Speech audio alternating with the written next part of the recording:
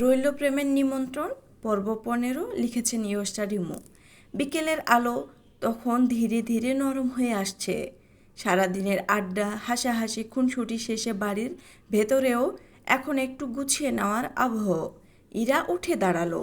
ফোনে ওর মায়ের দুবার কল এসেছে। আর দেরি করলে বাসায় ফিরেই মার খেতে হবে। এই বলে সে এমন মুখ করলো যে বেলা হেসে ফেলতে গিয়েও কেমন যেন নিজেকে সামলে নিল। ইরা বেরোনোর আগে একে একে সবাইকে বিদায় জানালো।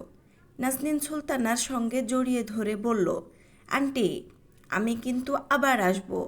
আপনার হাতের এত ভালো সুস্বাদু রান্না করা খাবার খেয়েছি, এখন না এসে উপায় আছে? নাজনীন সুলতানা হেসে বললেন, আসবি মা, যখন খুশি আসবি। মমতাজ বেগমের দিকেও ভদ্রভাবে তাকিয়ে সালাম দিল ইরা। তারপর বিহানের দিকে ফিরে বলল, আপনি কিন্তু আজকের দৌড়ে একদম লজ্জাজনকভাবে হেরেছেন। এটা আমি জীবনেও ভুলবো না। বিহান সঙ্গে সঙ্গে প্রতিবাদ করল, আমি হারিনি, আমি ইচ্ছে করে তোমাদের জিতিয়েছি। ইরা মুখ বাঁকিয়ে বলল, জি জি, নিজেকে সান্ত্বনা দিতে থাকেন। তারপর হঠাৎ বেলার হাত টেনে একটু পাশে নিয়ে ফিসফিস করে বলল, রাতে কিন্তু সব বলবি, বিশেষ করে কার দিকে তাকিয়ে তোর কালো হয়ে গেছিলি সেটা। বেলা সঙ্গে সঙ্গে কুনুই দিয়ে গুঁতো মেরে বলল, চুপ করে বাসায় যা। এরা দুষ্টু হেসে বলল, আচ্ছা যাচ্ছি। বেলা চোখ রাঙালো, ভাগ। ইরা আবারও হেসে গেটের দিকে এগিয়ে গেল। বেরোনোর আগে একবার হাত নেড়ে বলল, বাই সবাইকে। ওর পেছন পেছন রূপসাও উঠে দাঁড়ালো। সেও এতক্ষণ খুব স্বাভাবিকভাবেই সবার সঙ্গে গল্প করছিল, কিন্তু যাওয়ার সময় আবারও সুন্দর করে ধীরে ধীরে সবাইকে বিদায় জানালো। নাজনীন সুলতানাকে বলল, আন্টি, আজকে খুব ভালো লাগলো। অনেক দিন পর এত সুন্দর একটা দিন কাটালাম। ভালো লাগলে আবার এসো মা। রূপসা মৃদু হেসে মাথা নাড়ালো। তারপর মমতাজ বেগমের সঙ্গেও কথা বলল। বিহান হেসে বলল, তোমার নাটক কিন্তু সত্যিই কমে না। বিহান গর্বিত ভঙ্গিতে বলল, এটা আমার প্রাকৃতিক প্রতিভা। রূপসা হেসে মাথা নাড়ালো। তারপর খুব স্বাভাবিক ভঙ্গিতে সায়রের দিকে তাকিয়ে বলল, আচ্ছা আমি যাই তাহলে, আবার দেখা হবে। সায়র তখন হাতে ফোন নিয়ে কি যেন দেখছিল। মাথা তুলে একবার তাকিয়ে শান্ত গলায় বলল, ঠিক আছে, সাবধানে যাস। এই ছোট্ট কথাটুকু কেন জানি বেলার কানে খচখচ করে বিঁধল। সে সঙ্গে সঙ্গে মুখ ঘুরিয়ে অন্যদিকে তাকালো। নিজের এই বিরক্তিটা সে নিজেই সহ্য করতে পারছে না। রূপসা এবার বেলার দিকেও তাকিয়ে হাসল। বাই বেলা। বেলার ঠোঁটের কোণে সামান্য হাসি টেনে বলল, বাই। তারপর রূপসাও গেট পেরিয়ে চলে গেল। ওরা চলে যেতেই বাড়িটা কেমন যেন আচমকা শান্ত হয়ে গেল। এতক্ষণ যে প্রাণ খোলা কোলাহল ছিল, সেটা এক নিমিষে থেমে গিয়ে চারপাশে নরম একটা নিস্তব্ধতা নেমে এলো। বেলা কিছুক্ষণ দাঁড়িয়ে রইল বারান্দায়। বিকেলের আলো ততক্ষণে আরও ফিকে হয়ে এসেছে। আকাশের রং বদলাচ্ছে ধীরে ধীরে। বিহানও এক সময় মুখে হাই তুলে বলল, আমি একটু রেস্ট নেই। এত আনন্দ করাও কষ্টের কাজ। বেলা শুধু হু বলে নিজের রুমের দিকে চলে গেল। ঘরে ঢুকেই দরজা ঠেলে বন্ধ করে সে বিছানায় গিয়ে বসল। তারপর ধীরে ধীরে শুয়ে পড়ল। কিন্তু শরীর ক্লান্ত হলেও মাথাটা একটুও শান্ত নেই। চোখ বন্ধ করলেই আজকের ছোট ছোট মুহূর্তগুলো ভেসে উঠছে। ইরার খুনসুটি, রূপসার বারবার সায়রের আশেপাশে থাকা, আর সায়রের সেই স্বাভাবিক নির্বিকার মুখ। সবচেয়ে বিরক্তিকর ব্যাপার হলো সে নিজেই বুঝতে পারছে এসব তার মাথায় এতটা জায়গা নেওয়ার কথা না, তবুও নিচ্ছে। একসময় সে উঠে বসে ফোনটা হাতে নিল, ফেক আইডির চ্যাটটা খুলে আবার বন্ধ করলো। সকালের সেই মেসেজটা এখনও মাথায় ঘুরছে, কিন্তু আজ আর মেসেজ দিতে ইচ্ছে করলো না। বরং ফোনটা পাশে ছুঁড়ে রেখে সে জানালার বাইরে তাকিয়ে রইল। সন্ধ্যা নামতে নামতে বাড়িটা আরও চুপ হয়ে গেল। দূরের মসজিদ থেকে আজানের সুর ভেসে এলো। আকাশের গাঢ় রং হতে লাগলো। আর ঠিক তখনই খবর এলো সায়র ডাকছে পড়তে যেতে। বেলার ভ্রু সঙ্গে সঙ্গে কুঁচকে গেল। আজকে তার পড়তে যাওয়ার একদমই ইচ্ছে নেই, বিশেষ করে সায়রের সামনে গিয়ে বসতে। কিন্তু না গেলেও বিপদ, তাই অনিচ্ছায় বই খাতা গুছিয়ে সে রুম থেকে বের হলো। করিডোরে তখন হলদে আলো জ্বলছে। বাড়ির ভেতরটা একেবারে শান্ত। বেলা ধীরে ধীরে সায়রের রুমের সামনে গিয়ে দাঁড়ালো। দরজাটা খানিকটা খোলা ছিল। বেলা হালকা নক করতেই ভেতর থেকে গলা এলো, আয়। বেলা ভেতরে ঢুকলো। ঢুকতেই প্রথমেই তার নাকে এলো সে পরিচিত হালকা গভীর সুগন্ধ। সায়রের পারফিউমের ঘ্রাণ সবসময় যেমন তীব্র না, আজ কেমন যেন একটু নরম, একটু উষ্ণ। ঘরটাও আগের মতোই পরিপাটি। টেবিল ল্যাম্পের আলোয় পুরো রুমটা শান্ত আর গুছানো লাগছে। বুকশেলফে বই, টেবিলের উপর খাতা আর কিছু কাগজ, পাশে সোফায় ফেলে রাখা একটা কালো শার্ট। সায়র সে টেবিলের পাশে দাঁড়িয়েছিল। আজ তার পরনে কালো ট্রাউজার আর গাঢ় ধূসর টি শার্ট। বেলাকে দেখে কয়েক সেকেন্ড চুপচাপ তাকিয়ে রইল। সেই দৃষ্টিটা এমন না যে খুব স্পষ্ট কিছু বোঝা যায়, কিন্তু এতটুকু যথেষ্ট। বেলার বুকের ভেতরটা আবারও অকারণে ধক করে উঠল। বেলা দ্রুত মুখ ফিরিয়ে টেবিলের সামনে গিয়ে বসল। ব্যাগ খুলে খাতা বের করতে লাগলো। এমন ভাব যেন সে এখানে শুধু পড়তেই এসেছে, এর বাইরে একটাও বাড়তি কথা বলার ইচ্ছে নেই। সায়র সেটা খেয়াল করলো। ধীরে ধীরে টেবিলের দিকে এগিয়ে এসে তার সামনে একটা গ্লাস দিয়ে বলে, আগে পানি খা। বেলা খাতার দিকে তাকিয়ে বলল, লাগবে না। বিকেল থেকে কিছু খেয়েছিস? বেলা এবার মুখ তুলে তাকালো। ভ্রু কুঁচকে গেল। তারপর বেলা ঠান্ডা গলায় বলল, আমাকে নিয়ে এত ভাবার দরকার নেই। সায়র গ্লাসটা টেবিলের উপর একটু তার দিকে ঠেলে দিয়ে শান্ত স্বরে বলল, দরকার আছে কি নেই সেটা আমি বুঝে নেব, আগে পানি খা। বেলা এবারও গ্লাসে হাত দিল না। ব্যাগ থেকে কলম বের করে বই খুলে বসলো। স্পষ্ট বোঝা যাচ্ছে সে আজ কথা বাড়াতে চায় না। সায়র কিছুক্ষণ তার মুখের দিকে তাকিয়ে রইল। তারপর খুব ধীরে চেয়ার টেনে সামনে বসলো। আচ্ছা, শুরু কর। পড়া শুরু হলো, কিন্তু শুরু থেকে বোঝা গেল বেলার মন একদমই নেই।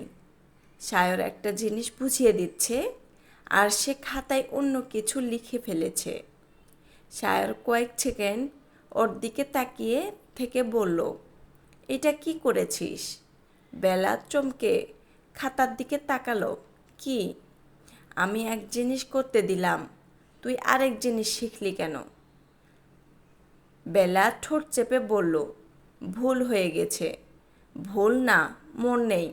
বেলা সঙ্গে সঙ্গে বলল, মন আছে না নেই? সায়রের ঠোঁটের কোণে খুব হালকা চাপা একরকম হাসি ফুটে উঠল। তোর এই জেদটা না? বেলা মুখ গোমড়া করে খাতার দিকে তাকিয়ে বলে, জেদ না? তাহলে? কিছু না। সায়র চেয়ারে হেলান দিয়ে বসল। কিছুক্ষণ চুপচাপ বেলার দিকে তাকিয়ে থেকে বলল, সারাদিন ধরে মুখটা এমন গোমড়া করে রেখেছিস কেন? বেলা খাতায় কলম চালাতে চালাতে বলে, আমার মুখ আমি যেমন খুশি তেমন রাখবো। রাখবি, তাতে সমস্যা নেই, কিন্তু এই মুখ নিয়ে পড়তে বসলে সমস্যা আছে। বেলা এবার বিরক্ত হয়ে তাকালো। আপনি পড়া পড়ান। সায়র ভ্রু তুলল। আমি তো সেটাই করছি, কিন্তু ছাত্রী যদি পড়ার বদলে রাগ পুষিয়ে বসে থাকে তাহলে আমার ভালো লাগে বল? বেলা তীক্ষ্ণ গলায় বলল, আমি রাগ করিনি। তাই নাকি? হ্যাঁ। তাহলে আমার দিকে তাকাচ্ছিস না কেন? এক মুহূর্তে বেলা থেমে গেল। বুকের ভেতরটা ধক করে উঠল। সে তাড়াতাড়ি মুখ নামিয়ে ফেলল। আপনার দিকে তাকিয়ে কথা বলতেই হবে এমন কোনো নিয়ম আছে? সায়র একদম শান্ত গলায় বলল, নিয়ম নেই। তবু তুই ইচ্ছে করেই না তাকানোর চেষ্টা করছিস। বেলা বিরক্ত হয়ে বইয়ের পাতা উল্টালো।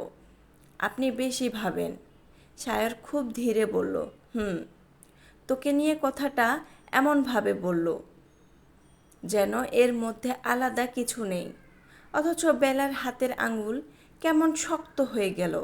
সে কলমটা আরও জোরে চেপে ধরল। আমাকে নিয়ে না ভাবলেও চলবে। না, চলবে না। বেলা এবার স্পষ্টই থমকে গেল।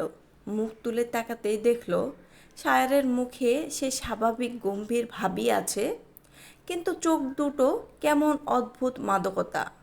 যেন খুব সাধারণ একটা কথার ভেতরেও অন্য কিছু লুকিয়ে আছে। বেলা তাড়াতাড়ি চোখ নামিয়ে বলে, আপনি আজকে খুবই বিরক্তিকর আচরণ করছেন। সায়র মৃদু গলায় বলল, তুই গতকাল থেকে এমন আচরণ করছিস, তাতে আমিও বিরক্ত হচ্ছি। বেলা এবার খাতাটা একটু জোরে উল্টে বলল, আমি ঠিক আছি। না, ঠিক নেই। আছি। সায়র আর কিছু না বলে কিছুক্ষণ ওর দিকে তাকিয়ে রইল। তারপর টেবিলের উপর পড়ে থাকা একটা ছোট্ট হেয়ার ক্লিপ তুলে নিয়ে বলল, এটা লাগা। বেলা তাকিয়ে বলল, কেন? চুলগুলো বারবার চোখে পড়ছে। লিখতে গিয়ে বিরক্ত হচ্ছিস? হচ্ছি না। হচ্ছিস। বেলা হাত বাড়িয়ে ক্লিপটা নিয়ে টেবিলে রেখে দিল। লাগবে না। সায়র ভ্রু কুঁচকে তাকালো। আমার কথা শুনতে এত কষ্ট হয়? সব কথা শুনতে হবে নাকি? সব না, দরকারি কথাগুলো শুনলেই হবে। বেলা এবার সোজা হয়ে বসল। কি দরকারি? সায়র একটু ঝুঁকিয়ে এসে খুব শান্ত গলায় বলল, তুই নিজের যত্ন নিতে জানিস না, তাই মাঝে মাঝে বলে দিতে হয়। বেলার বুকের ভেতরটা কেমন থেমে গেল এক মুহূর্তের জন্য। এই লোকটা এত স্বাভাবিকভাবে কেন এমন সব কথা বলে?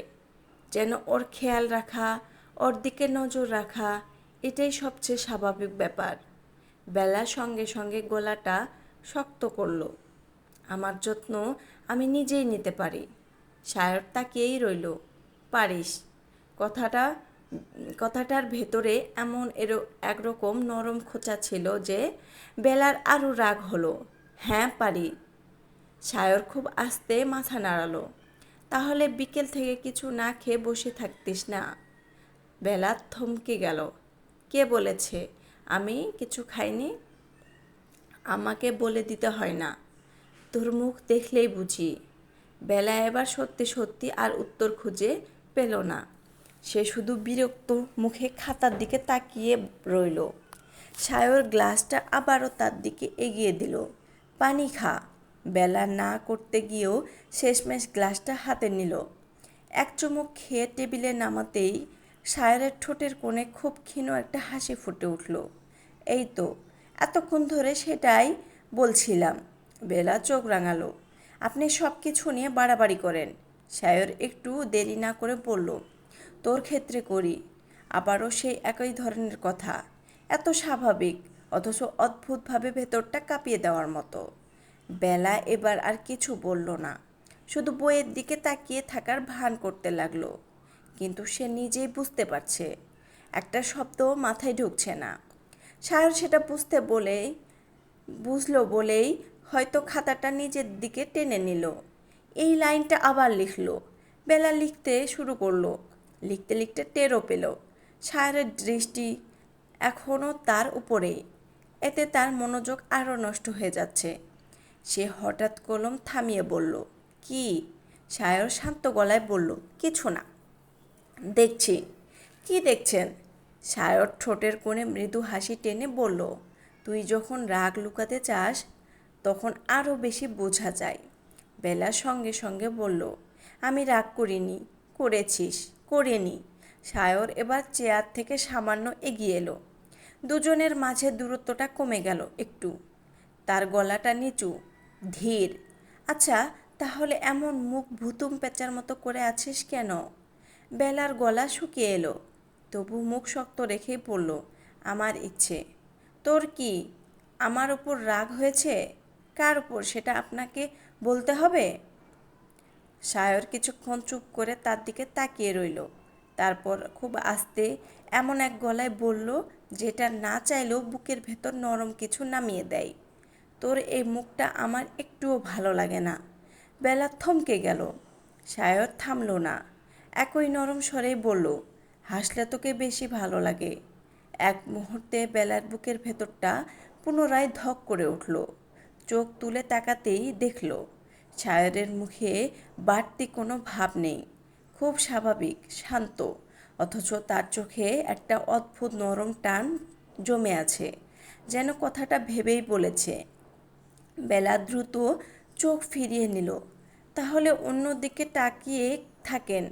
সায়রের ঠোঁটের কোণে সামান্য হাসি ফুটল। চেষ্টা করছি, কাজ হচ্ছে না। বেলা এবার সত্যি আর কি বলবে বুঝল না। লোকটা মাঝে মাঝে এমনভাবে কথা বলে যে রাগ করতে গিয়েও অকারণে গাল গরম হয়ে আসে। তাই সে বাড়াবাড়ি বই তাই সে তাড়াতাড়ি বইয়ের দিকে তাকিয়ে বলল, পড়া শেষ? না। আজ এত তাড়াতাড়ি পালাতে চাচ্ছিস কেন? আমি পালাচ্ছি না, তাহলে ঠিকমতো পড়। তারপর আরও কিছুক্ষণ পড়া চলল, কিন্তু সায়রের খেয়াল রাখা থামল না।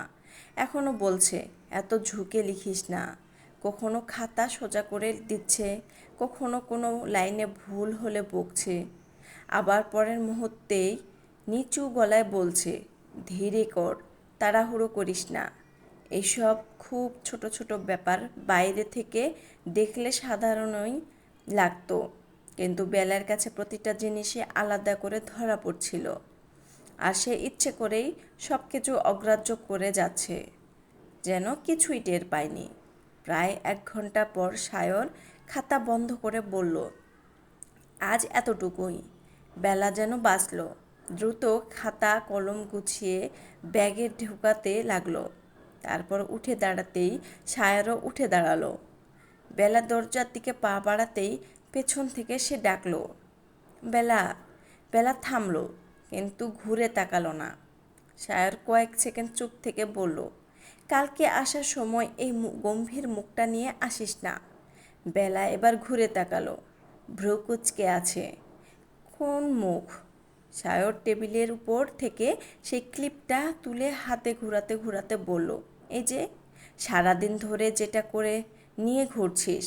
বেলার ঠোঁটে চেপে বলল, আমি এমনই। না, তুই এমন না। কথাটা এত নিশ্চিন্তে ভঙ্গিতে বলল যে বেলা থমকে গেল। সায়র ধীরে ধীরে তার দিকে এগিয়ে এসে ক্লিপটা বাড়িয়ে দিল। এটা ফেলে যাচ্ছিস। বেলা ক্লিপটা নিতে হাত বাড়ালো। ঠিক তখনই সায়রের আঙুল খুব হালকা করে ছুঁয়ে গেল। ছোঁয়াটা 1 সেকেন্ডেরও কম, তবু বেলার বুকের ভেতরটা কেমন কেঁপে উঠল। সায়র খুব নিচু গলায় বলল, আর রাগ করলেও খাওয়া দাওয়া বন্ধ করবি না। বেলার সঙ্গে সঙ্গে বলল, আমি রাগ করিনি। সায়র শান্ত গলায় বলল, আচ্ছা। তার গলায় এরকম মৃদু মজা ছিল, যেন সে বেলার কথাটা একটুও বিশ্বাস করছে না। বেলা বিরক্ত হয়ে ক্লিপটা মুঠো করে ধরল। আমি যাচ্ছি। বেলা আর দাঁড়ালো না, দ্রুত দরজা খুলে বাইরে বেরিয়ে গেল। করিডোরে এসে হাঁটতে হাঁটতে সে টের পেল তার বুকের ভেতরটা এখনও কেমন দ্রুত উঠানামা করছে। বিরক্তিতে, অস্বস্তিতে না, অন্য কিছুর জন্য সে নিজেও বুঝতে পারছে না। শুধু এটুকু বুঝতে পারছে, আজ সন্ধ্যায় সায়র ইচ্ছে করেই তাকে একটু একটু করে অস্বস্তিতে ফেলতে চেয়েছিল, কথা দিয়ে, খেয়াল রেখে, হালকা শাসন মেশানো কেয়ার দিয়ে। সকালের শুরুটাই আজকে বেলার জন্য একদম ভালো হলো না। ঘুম ভাঙতে দেরি, তারপর তাড়াহুড়ো করে তৈরি হতে গিয়ে হিজাবের পিন খুঁজে না পাওয়া, চুল ঠিক করতে গিয়ে আরও সময় নষ্ট। সব মিলিয়ে যখন বেলার নিচে নামলো, তখন তার মুখটা বিরক্তিতে গুমরা হয়ে আছে। এক হাতে ব্যাগ, অন্য হাতে ফোন, কপালের সামনে এলোমেলো চুল উঠছে। আজকে কারো সঙ্গে একটা ভালো কথা বলার মুড নেই তার। ড্রয়িং রুমে বসে চা খাচ্ছিলেন সারোয়ার খান। বেলাকে সেই অবস্থায় নামতে দেখে তিনি ভ্রু তুলে বললেন, কি ব্যাপার মা, এমন মুখ করে কোথায় যাচ্ছিস? বেলা তাড়াহুড়ো করে জুতো পরতে পরতে বলল, লেট হয়ে গেছে চাচু। একদম লেট, আজকে তো ক্লাসে ঢুকতেই দিবে না। সারোয়ার খান ঘড়ির দিকে তাকিয়ে মৃদু হেসে বললেন, তাহলে দাঁড়িয়ে থেকে আর সময় নষ্ট করছো কেন? সায়রও এখন বেরোবে, ওর সঙ্গে চলে যাও। কথাটা শুনে বেলা যেন সঙ্গে সঙ্গে থমকে গেল। মুখ তুলে তাকিয়ে বলে, কি? ঠিক তখনই সিঁড়ি বেয়ে নিচে নামলো সায়র। কালো শার্ট, প্যান্ট, হাতে বাইকের চাবি, চিরচেনা গম্ভীর পরিপাটি চেহারা, চোখে সেই অদ্ভুত স্থিরতা, যেন চারপাশে কি হচ্ছে তাতে তার বিন্দুমাত্র হুলদোল নেই। কিন্তু বেলার মুখের অভিব্যক্তি দেখে ঠোঁটের কোণে খুব হালকা একটুখানি হাসি খেলে গেল তার। সারওয়ার খান স্বাভাবিক গলায় বললেন, সায়র, বেলার দেরি হয়ে গেছে, ওকে নিয়ে যা আজকে। বেলার সঙ্গে সঙ্গে বলে উঠল, না না, দরকার নেই, আমি রিক্সা নিয়ে চলে যাব। সারওয়ার খান একদম কেটে দিয়ে বললেন, রিক্সা নিয়ে গেলে তুমি কলেজে পৌঁছাবে টিফিনের সময়। আজকে সায়রের সঙ্গে চলে যাও। বেলা এবার এমন একটা মুখ করল যেন পৃথিবীর সবচেয়ে অন্যায় সিদ্ধান্তটা এইমাত্র তার বিরুদ্ধে দেওয়া হয়েছে। সে একবার সারোয়ার খানের দিকে, একবার সায়রের দিকে তাকালো, কিন্তু দুজনের মুখ দেখে বুঝে গেল এই সিদ্ধান্ত বদলানোর আর কোনো উপায় নেই। সায়র তখন শান্ত গলায় শুধু বলল, চল চল। শব্দটার ভেতরেও এমন এক নির্লিপ্ত ভাব ছিল, যেন বেলাকে নিয়ে যাওয়া তার জীবনের সবচেয়ে বিরক্তিকর কাজ। আর সেটাই বেলার আরও বেশি রাগ উঠিয়ে দিল। সে মুখ গোমড়া করে বাইকের দিকে এগিয়ে গেল, হাঁটার ভঙ্গিতে বিরক্তি ঝরছে। বাইকের পাশে গিয়ে দাঁড়াতেই সায়র একবার ঘুরে তাকালো, ওঠ, এইখানে পা দিয়ে শক্ত করে ধরে বসবি আমাকে। বেলা ঠোঁট ফুলিয়ে বলল, আমি কি জানি না উঠতে? আর আপনাকে কেন আমি ধরে বসতে যাব আজব? সায়র ভ্রু তুলে বলে, জানিস তো, এই জন্য বাইকের দিকে ভয়ে ভয়ে তাকিয়ে দাঁড়িয়ে আছিস। বেলা রাগে চোখ বড় বড় করে তাকিয়ে বলে, এত কথা বলেন কেন আপনি? সায়র নির্বিকার গলায় জবাব দিল, আমি তো কিছুই বলিনি। বেলা আর কোনো উত্তর দিল না, শুধু বিরক্ত মুখে বাইকে উঠে বসল। কিন্তু বসে এমনভাবে শরীরটা দূরে ছড়িয়ে নিল যেন সায়রের গায়ে একটু ছোঁয়া লাগতে দেওয়া যাবে না। দুই হাত শক্ত করে নিজের ব্যাগের উপর রেখে দিল। সায়রের শার্টের এক কোণও ধরল না। সায়র ইঞ্জিন স্টার্ট দিতে দিতে একবার পাশ ফিরে তাকিয়ে বলে, এভাবে বসে থাকলে পড়ে যাবি। বেলার সঙ্গে সঙ্গে বলল, পড়লে পড়ব, আপনি আগে স্টার্ট দেন বাইক। ভালো কথা শুনতে তোর কোনো কালেই ভালো লাগেনি, কিন্তু সঙ্গে শুধু তুই না, আমাকেও টেনে নিয়ে পড়বি পড়ার সময়। আমার রাস্তার মাঝখানে উল্টে পড়ার শখ নেই। বেলা আবার চোখ কুঁচকে তাকালো, আপনি ভাবছেন আমি আপনাকে ফেলে দিব? আমি আপনাকে টাচ পর্যন্ত করব না, দেখিয়েন। সায়রের ঠোঁটের কোণে চাপা হাসি ফুটল। আচ্ছা। বেলা মুখ ফিরিয়ে নিল। বাইক মেইন রোডে আসতেই সকালের হালকা বাতাস এসে বেলার হিজাব উড়িয়ে দিচ্ছে বারংবার। রাস্তার দুপাশের দোকানপাট ধীরে ধীরে খুলছে, মানুষের ভিড় বাড়ছে, আর বেলা বসে আছে বাইকের পেছন গোমড়া মুখে। ইচ্ছে করেই সায়রের দিকে একবারও তাকাচ্ছে না, যেন সে এখানে নেই, এই বাইকে বসেই নেই এমন একটা ভাব। কিন্তু সমস্যা হলো, বাইকটা একটু স্পিড নিতেই তার ভারসাম্য নড়ে উঠল। বেলা তাড়াতাড়ি নিজেকে সামলে নিতে সায়রকে শক্ত করে জড়িয়ে ধরল। সামনে তাকিয়েই সায়র বলল, বলেছিলাম ধরে বসতে। বেলা দাঁতে দাঁত চেপে বলল, আমি ঠিক আছি, তুই ঠিক আছেন কি না সেটা রাস্তায় পড়ে গিয়ে প্রমাণ করার দরকার নেই।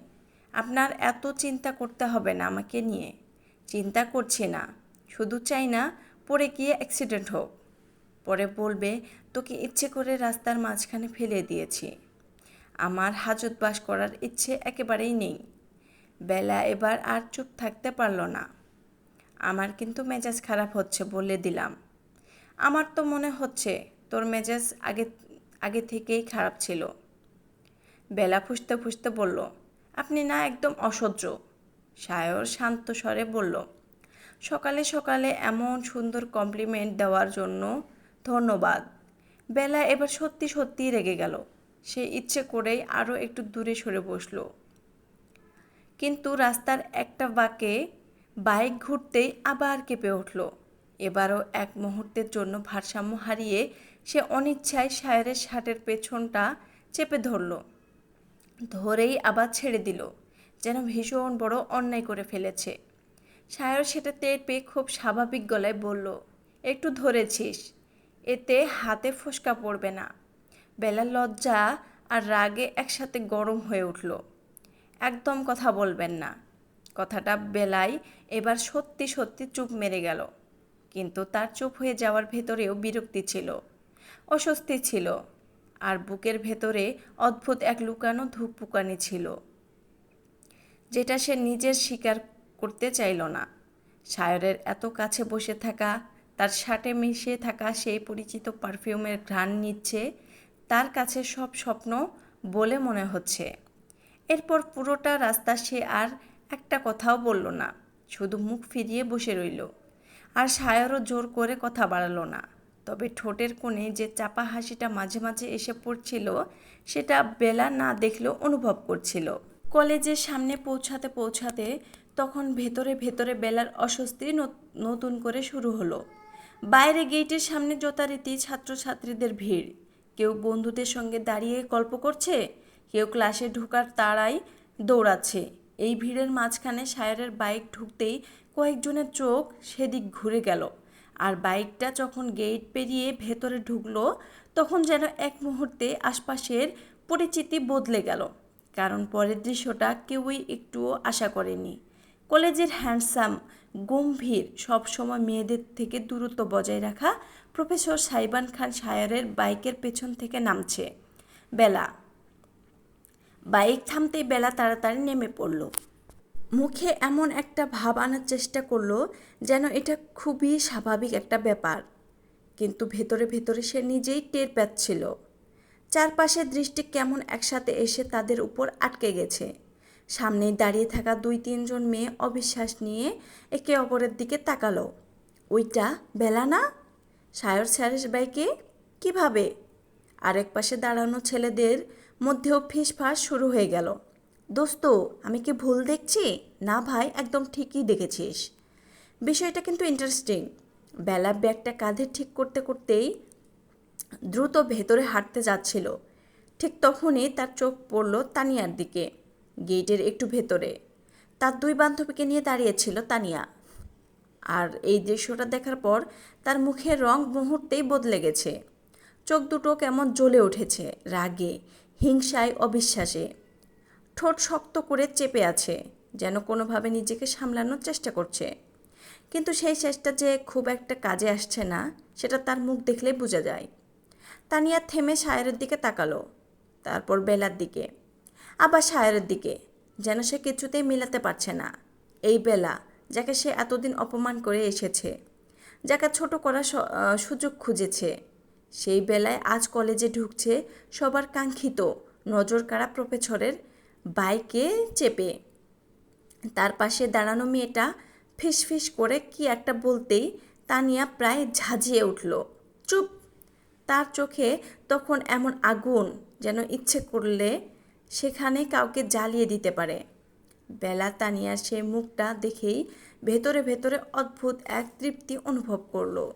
যদিও বাইরে সেটা একটুও প্রকাশ করল না, বরং আরও বেশি গম্ভীর মুখ করে হাঁটতে লাগলো। কিন্তু বুকের ভেতর কোথাও একটা দুষ্টু আনন্দ ঠিকই খেলে গেল। সায়র তখনও বাইকের পাশে দাঁড়িয়েছিল।